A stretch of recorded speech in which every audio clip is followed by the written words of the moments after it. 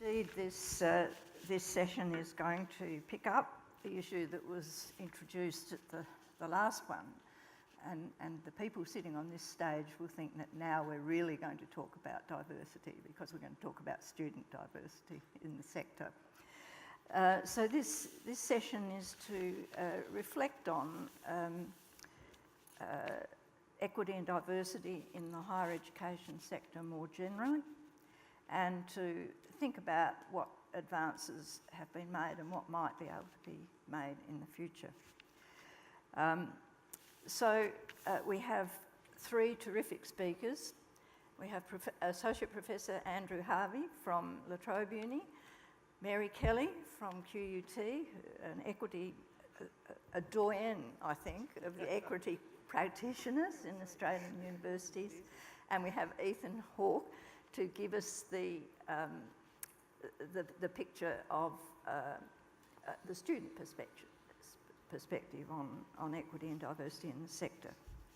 So I'm just going to give a brief introduction to remind people in the audience that an equity agenda in Australian universities has been around for at least 25 years. There was a seminal document back in 1991 called A Fair Chance for All, which set targets, set a basis for funding of equity initiatives in the sector, and led to an introduction of regular monitoring.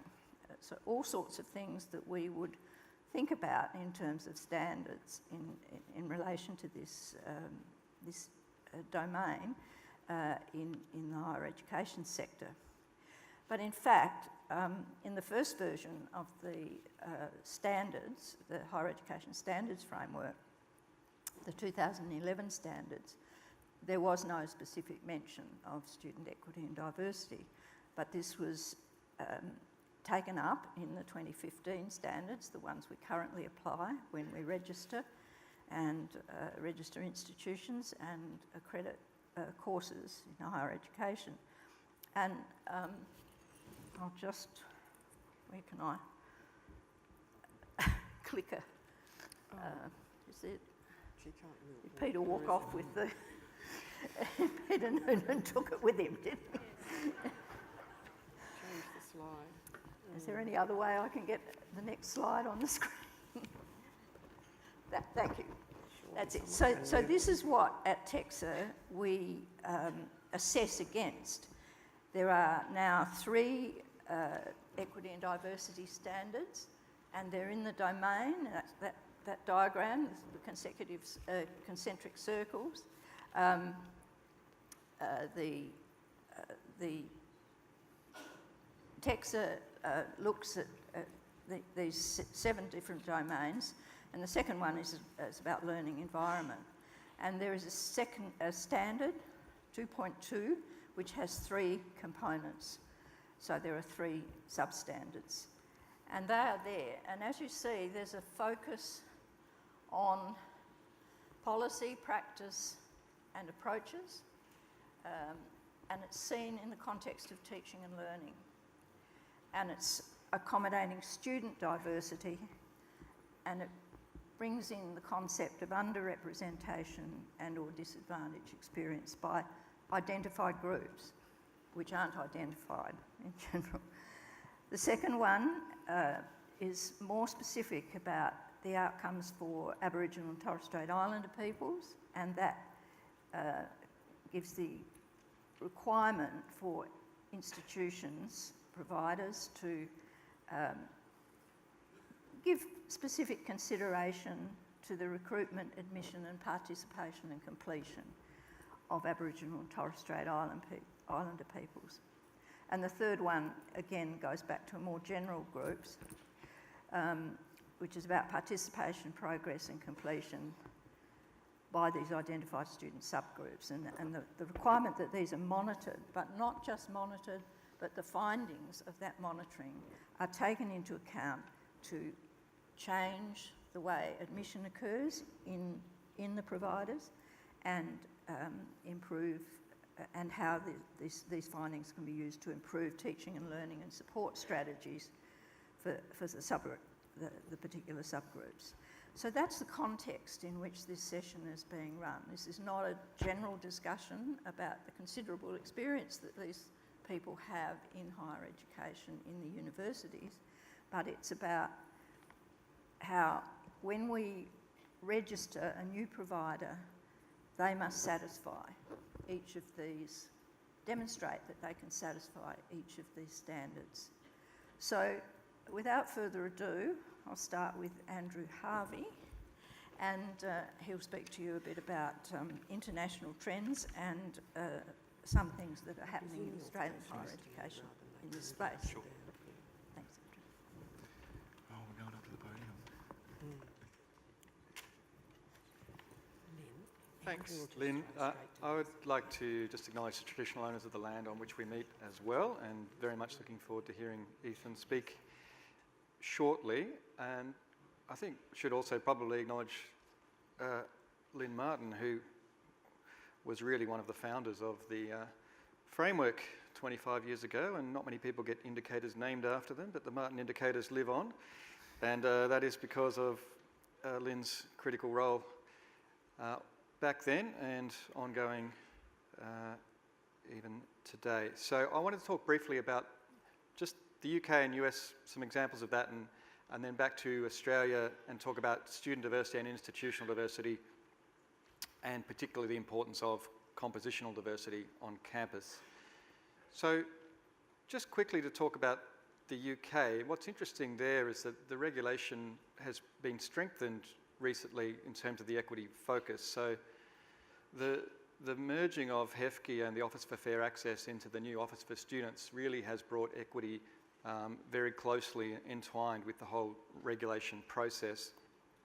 And one of the things that's interesting out of that is the continuing focus on the Russell Group universities, the equivalent group of 8 universities, more of them, but similar selectivity in the UK.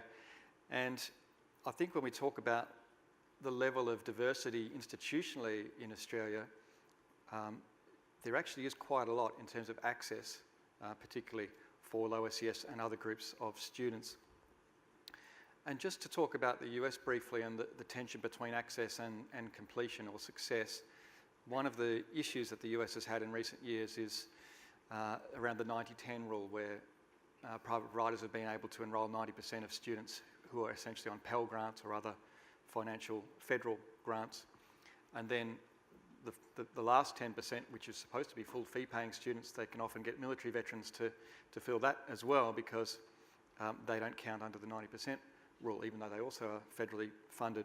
So what you have had in the US over the last decade or two in particular is a growth in some providers who are probably looking quite good in terms of their access for low SES and other students, definitely looking very good, but which have had very poor outcomes and employment, which has partly led to the rise of performance-based funding in the US and the whole emphasis on completions and employment rather than just access.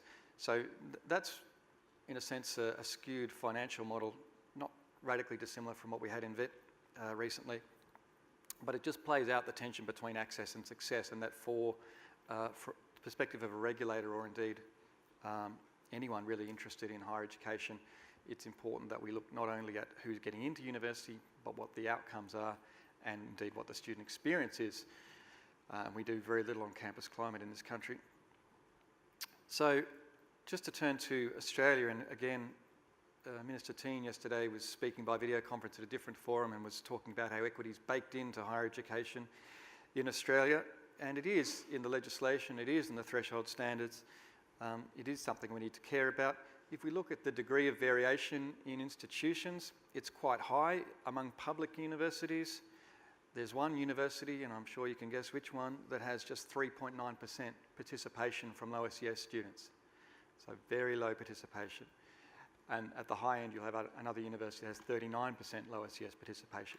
So tenfold difference in just access for that major equity group. Then if you look beyond the public universities, it gets interesting again. The non-universities have much wider ranges of, and I'm sorry to call them non-universities, but some of them aren't independent, some of them aren't private. We still need a better term for that, I agree. But the non-universities have much wider variation in performance and in access. Some of the big non-university providers have 7% low SES participation or lower, so quite similar to some of the group of 8s. But then others have much higher access, and again, success and completions are much more variable in that sector. What's also clear, though, is the opacity amongst the non-university providers and also the third-party providers in universities. And we're about to release a report led by Matt Brett, who's probably here. There he is. If you want to know anything about third-party provider equity and non-university equity, here's your man. And that report is going to tell you about how difficult it is to understand in fact, who's even teaching through third-party provision in the higher education sector. The difference between annual reports, handbooks, some of the public websites. Public information is very opaque, particularly with third-party provision.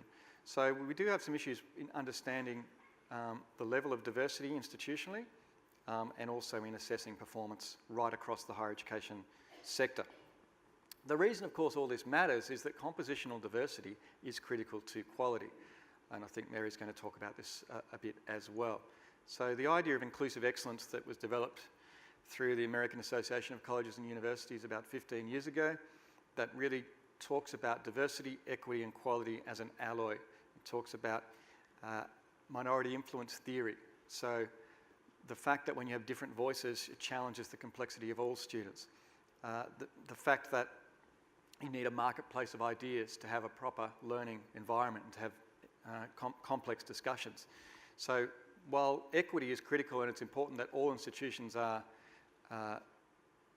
contributing to access and success for equity groups, it's also important in terms of student diversity because that directly informs teaching quality and learning quality. So I'll probably leave it there, but I think Mary will talk about this probably as well. But the idea that people from out-of-home care backgrounds or Indigenous students or military veterans or other groups that are underrepresented in higher education, this is not just an equity project. This is about the quality of the classroom experience and understanding that diversity of viewpoints is critical to informing that education. I'm going to hand directly over now to Mary Kelly. Thank you, Andrew. Thanks, Andrew. In my reflections, I've got 3 things to say, and I'll just preface them by saying I am sharing that definition of what equity and inclusivity means, in that the enrolment share reflects community diversity and the progress and completion and other rates of the non-dominant culture groups are comparable to those of other students. That is the classic more than 20-year-old bipartisan support definition of what it looks like at an institutional level. I'd add a third point though and say that the definition should also include that the strengths of those diverse perspectives of all the cohorts are harnessed in the curriculum and in the life of the provider of the institution. I think what all providers share is the problem, and inequity comes about through the legacy of poverty, of racism and of unequal schooling in Australia, which I could talk about for another 20 minutes, but we'll just let that go. So we all share that, and my 3 reflections are these. I don't think an institution can be excellent unless it is diverse and inclusive. I think TEQSA is necessary but not sufficient for the achievement of equity in our sector. And thirdly, I think making equity core business involves attention to the combination of the business case and the social justice case for it. So I'll just make a few remarks on each of those. The first one, which is that excellence and equity are synonymous, I think is connected to what our core business is, and it's knowledge. We're all in the knowledge business, creating it through research, transmitting it through teaching and using it for the public good, either through community engagement or through the skills our graduates have in their professional lives after they leave us. Unlike other industries, retail, whatever, knowledge is a thing that is co-created by the participants who are engaged in the learning and teaching process. it is intrinsically then only constructed best constructed in a way where those participants themselves are diverse in their backgrounds, in their cognitive approach, and in their points of view that they bring to the institution. So if you only have one sort of student with an homogenous point of view, with a single way of knowing, with a single perspective, you will not be able really to construct your knowledge and to teach those students about the very thing they need to know. Nimble frames of reference, being able to see a problem from different points of view, to be able to code switch between epistemologies of knowledge, to be able to understand and work with people who are different from themselves and so on. That relies, I think, on having in front of you, within your teaching and learning ecosystem, that very diversity that you're attempting to highlight and teach. And I think for me that this was brought home to me at QUT by our attempts, 15 years old now, to bring Indigenous perspectives into the curriculum. And of course, what seems to be something that might be doable, of course, had huge ripple effects across the academy, because to do that, you first had to understand critical race theory, the history of colonisation, anti-racism, the epistemology of knowledge itself and how it's constructed, how teachers and researchers can articulate and adapt their own points of view. And it's led to a huge amount of reflection, widespread cultural competence training, and so on. It's still a work in progress. We're still stumbling towards what we need to do there. But my point of that is to say that what could merely have seen as an equity activity goes to the very heart of our core business of knowledge and is shaking it up and making it more sophisticated and making us more clever as we go along. On the second reflection about TEQSA being necessary but not sufficient, it's not a policy-making or funding body, it's a minimum standards body.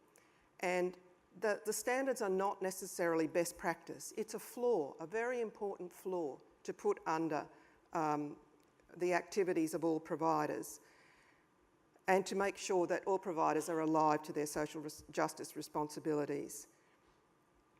But it's great to see that. But if a provider's only motivation is compliance, then TEQSA will make sure you do something, but it won't stretch you or drive you. TEQSA is a small stick, a small, slightly carrot-shaped stick, but nevertheless, it's necessary but not sufficient to bring about diversity and equity. For that to happen, each provider must believe that it is their core business to do it and to build it into its institutional mission, regardless of the sticks and carrots around them. Which leads me to my third reflection, which is that making it core business involves understanding that combination of the social justice case and the business case for these changes. And I want to do this by way of two short examples from my time at QUT.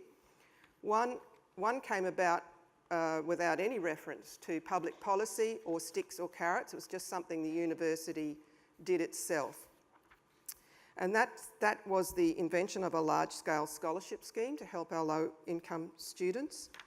And basically, we started this about 15 years ago.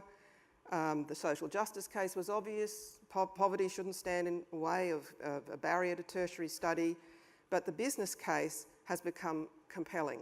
Scholarship recipients have better retention in most years than all other students.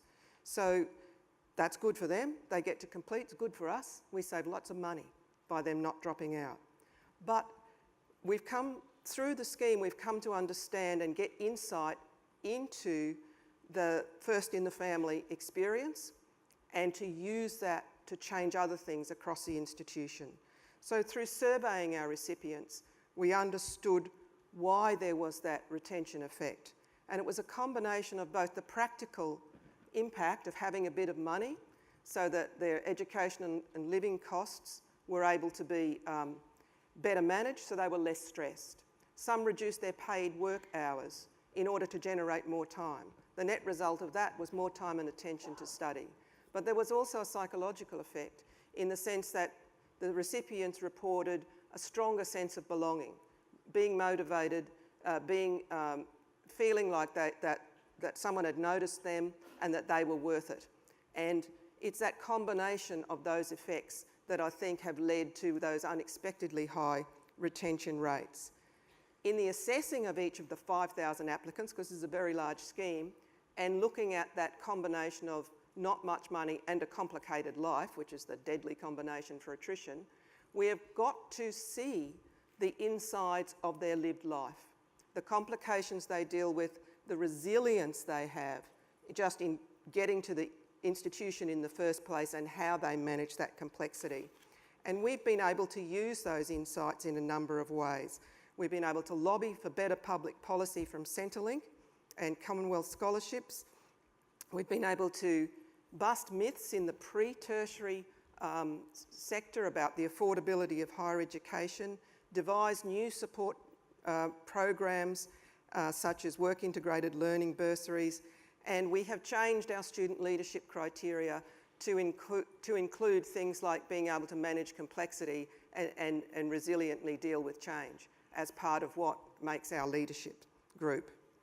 So I think that it has made us a more excellent place to have that equity initiative, and we've been able to use it. I think I'm running out of time, so I'll skip over the second example, but it was to do with the inclusion of Pacifica peoples in our university because of where they live near around Brisbane and how that has become also an innovation and quality driver for us. So just to sum up, I think the standards are fine as far as they go, and in the guidance note it lists 3 risks that if you don't follow those standards what might happen, and the risks are basically about the poor outcomes for the individuals and the reputational damage to the institution. I think there's another risk, and that is the risk that without that diversity, without that inclusion, you will run a narrow curriculum with a set of graduates with narrow skills and perspectives, and that's a pretty big risk. I like to think that the more work you do in the equity space, the more excellent you will become. So over to you, Ethan.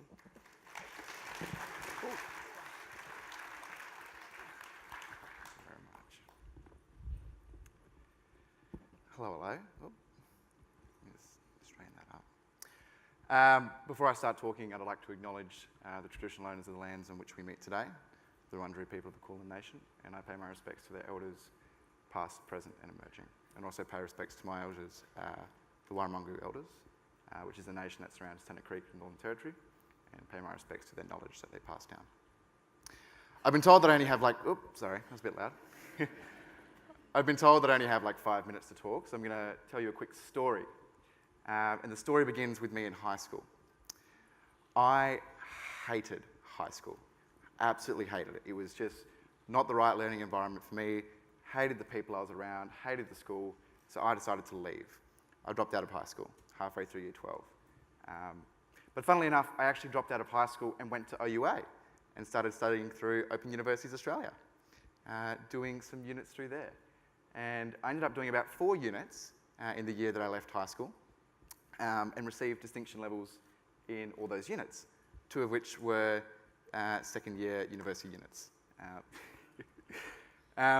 Anyway, so those units I completed, and the next year I went to go to university, but some of my results hadn't quite come out yet. So what I did is I went there and I said, look, I've done really well in these results. I know I don't have, in these units, I know I don't have a year 12 degree, but I promise you, some of these results haven't come out yet, but what I can do is I can get you the subject coordinator, I can get them to write a testimony about the results that I have received. Obviously, they haven't been published officially by the university, but all my tests have been marked. I can get them to you, no worries. And they said, no, that's not going to happen. We're not letting you into the Bachelor of Arts at the University of Melbourne. What they did do, though, is they said, we can't give you that, but we'll get you into this Indigenous bridging course. You'll love it. It's fantastic. It's amazing. And I said, look, I appreciate that, but I just don't think that's the right fit for me academically right now. I promise you, like, I can succeed in a Bachelor of Arts, just don't put me in the Indigenous Bridging course. And they said, no, you're going in the Indigenous Bridging course. And I said, don't put me in the Indigenous Bridging course. And they said, you've got two options. You either go in the Indigenous Bridging course and you stay at the University of Melbourne, or you go back home. Take a pick. I knew I wanted to be at university. I knew that's where I wanted to be, that's what I wanted to do, so I decided to stay and take the 6 months of the bridging course, and I smashed it. Absolutely smashed it. And they came to me at the end and they said, you know what, Ethan? Maybe we shouldn't put you in that Indigenous bridging course. Do you want to come over to the normal Bachelor of Arts? And I said, yeah. I would, thanks. So what's the purpose of that story? Well, the purpose of that story is that we have certain sections in the standard that say that we have to make specific avenues for Aboriginal and Torres Strait Islander students for admission and for completion. They have to receive special consideration. I received special consideration. There was a bridging course. That's it. There was a baseline bridging course, but there was no actual consideration for the diverse background that I had come from. And I see that's the paradox that I think that exists within these standards right now and how they're applied, is that we want people from a diverse range of backgrounds, yet we want to apply these standards so narrowly. And that's the problem. We take these standards as a baseline. We don't go above and beyond them. We don't implement them in a diverse way. We don't take into account the diverse experiences of the people that come to university.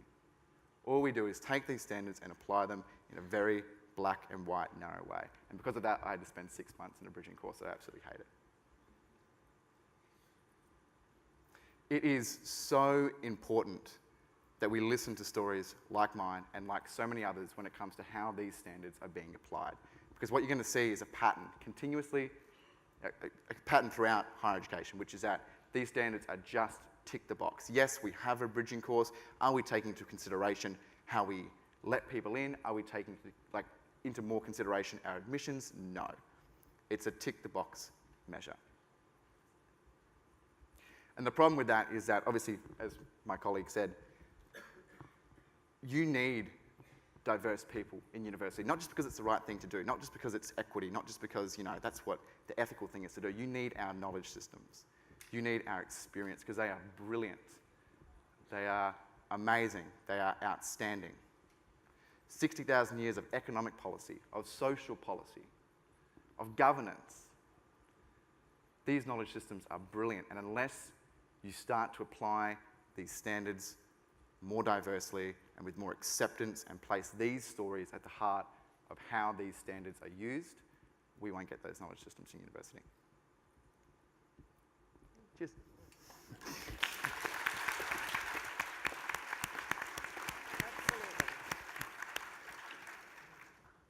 Well, thank you very much to each of the speakers, and that was just terrific, Ethan. Spoken right from the heart. We have a couple of questions here, and I feel I have to speak on one of these, not so much from an equity perspective, but to correct an error of fact, in a sense. The question says, how can new HEPs, which for those of you, it's non-university higher education providers, be held to the same equity requirements for low SES students when the student is required to pay an additional 25% admin fee to access Commonwealth subsidised funding? It is a valid question. There is a 25% admin fee, but some years ago I did some research on the relative costs between a private provider of higher education across a range of disciplines and university providers. And the 25% admin cost is negligible in the scheme of things. It's a one-off cost. It's not indexed like other tuition fees. And in fact, the big difference is the fact that the amount charged by a private provider does not include a subsidy, which is the subsidy for Commonwealth subsidised places provided to universities at the moment. That's the big difference. And so, in fact, I would say that the 25% admin fee is a bit of a red herring that people keep raising. But I agree it is an additional cost. So I just wanted to say that, and I don't think we need to discuss that further. But the second question is that a person says, instead of diversity, should we not talk about inclusiveness? By being inclusive, do we not become more diverse? And Mary, you touched on that, I think, in your, you used the term inclusive. I don't know whether either you or Andrew or any of you would like to respond to that question. I do think they're slightly different things. Diversity is the mix of people that you end up with, and inclusiveness is how you then make that a strength and what you do with that diversity. So, I think talking about inclusiveness is very important as long as it's strengths-based and is used in the curriculum and so on. But the initial diversity mix, and it's going to be different for every provider because it depends on location and mission and fee rates, and I get all that. But an awareness of it and a tracking of it and a comparison with the community diversity and so on, I think is a good framework. It's a good frame of reference to have constantly before you.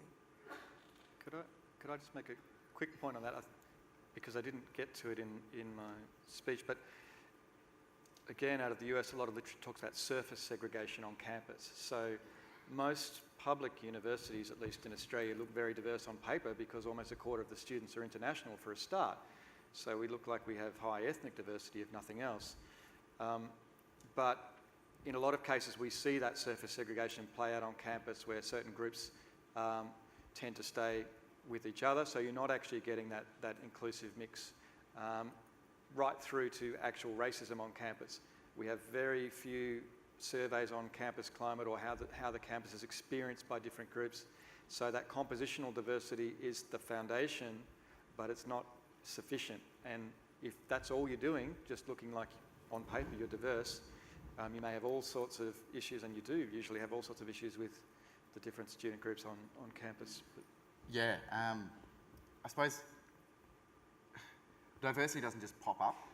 It's make that, you know, you need to form an institution that people from diverse backgrounds actually want to go to, and you do that through being inclusive. So I do agree with that question, that you get diversity through having inclusive policies in your university, through having anti-racism policies, through having anti-sexism policies. That's, you know, having an inclusive university with inclusive structures in your governance and in how you go about things does lead to diversity. So I would definitely agree with that question. Could I just go back to the first question? The non-universities are quite interesting. So this is over 7% of the sector and growing, and they are actually the most innovative in equity. You know, they're the best and worst performers. They're sort of got that Dickensian feel across equity. But it is an interesting case as that part of the sector grows as to where equity fits in. They're not established under statutes like most of the public universities that are explicitly around serving, you know, in the Trobe's case, serving the people of Victoria, all Victorians. They obviously don't get the HEP funds or other equity funds in the same measure. So I think it's an open question as to the extent to which we want all providers in higher education to have that commitment to equity and what that would actually look like, not just in terms of governance, but also in terms of the funding. But I also think there are exemplars in the non-university sector that we're not looking at. No, well, I suppose I sort of tended to shut down the discussion on that because I've been increasingly disturbed to hear this being used as the argument when the big gift is the HELP funding. And the difficulty, and there is an issue about how fee-paying students can be, and I don't mean HECS help, I mean fee help students,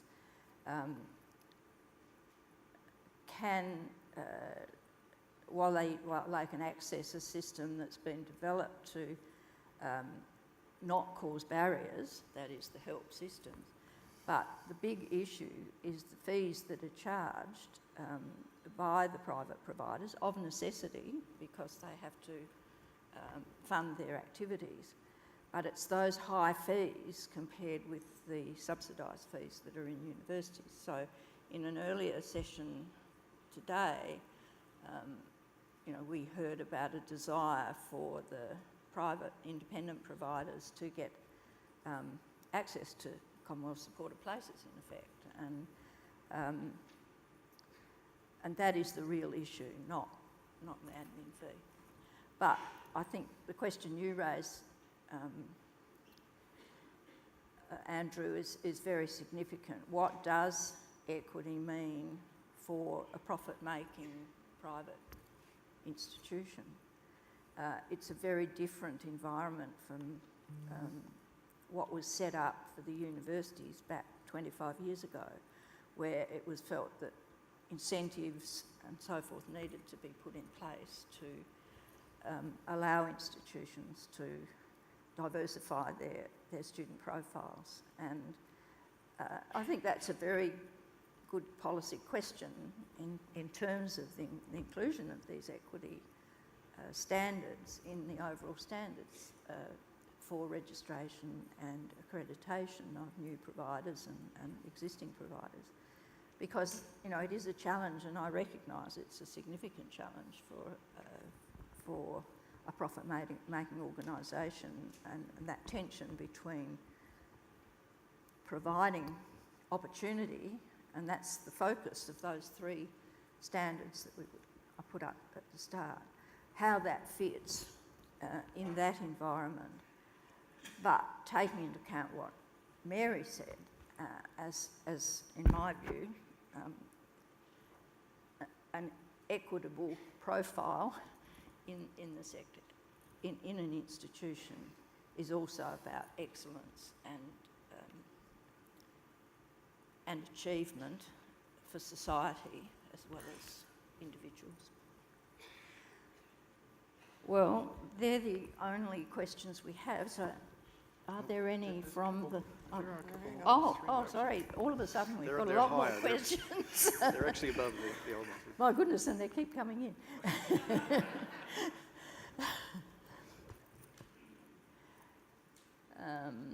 Well, there's one about what we've just been talking about. The variation in Commonwealth support is another failure of policy. Only 9% of students don't go to university. So making a level playing field would cost little. We'll have a comment from one of the Commonwealth representatives here, perhaps, on that. Please comment on that. Please comment on the responsibility of higher education to bring together the haves, South East Australia, and the have-nots, North and Western Australia, described by George Megalogenis yesterday. Is this an equity question? I think that's a very interesting question. I learnt a lot yesterday from George Megalogenis about the different profiles of the major cities in Australia and how those profiles have changed. And so, has anyone on the panel? Yeah? Yeah, I'll say something. I wasn't here yesterday, so I didn't hear George's thing, but this is certainly not a new concept, and part of what universities are trying to do is, in that space of widening participation, is to work more intensely in those places where tertiary participation is chronically low, to stimulate interest in all forms of tertiary study. Now, we do get a carrot for this. We get HEP funding. And part of that puts constraints around what that sort of outreach is, and it can't be recruitment, and you can't promote the benefit of a single provider, and so on and so on. And you must go to low SES areas and so on. And there's been a flowering, I think, of some of that activity. There's still a long way to go, but it's now accepted as an obligation of all universities, variably, I might say, that one of their jobs is to work in places and with communities with low histories of participation and encourage tertiary participation of all sorts, and that is utterly distinct from recruitment, enrolment, marketing, communication. They're run by separate teams. So I think this is probably the best thing that's come out of Gillard's reforms and the HEP review, and I think it's still building, but universities have learned how to do that work now, to work in partnership with communities and groups. There's a huge Indigenous overlay with all of that, and I accept that it is our responsibility to do it, and I think we are being funded to do it. Do you want to say anything, Ethan, No, on I'm that? good. Thank you, Dr. Maybe just another quick point. I'll just keep plugging enabling programs again, but one of the issues we get in the regions is a lot of people talk about TAFE, which is absolutely critical to regional tertiary education. But enabling programs, university enabling programs, are also a critical way to raise participation in higher education, particularly in some of those areas that don't have major university campuses. So again, it's just about thinking about the whole sector and how we get to difficult regions, and of course technology is another part of it. Well, I feel the presence of Deb. Is But there can any I lambs just say, cooked can I just say a personal thank you to Ethan, Mary and Andrew for a very interesting session and for the effort they put into presentations. And thanks to Lynn. Yeah,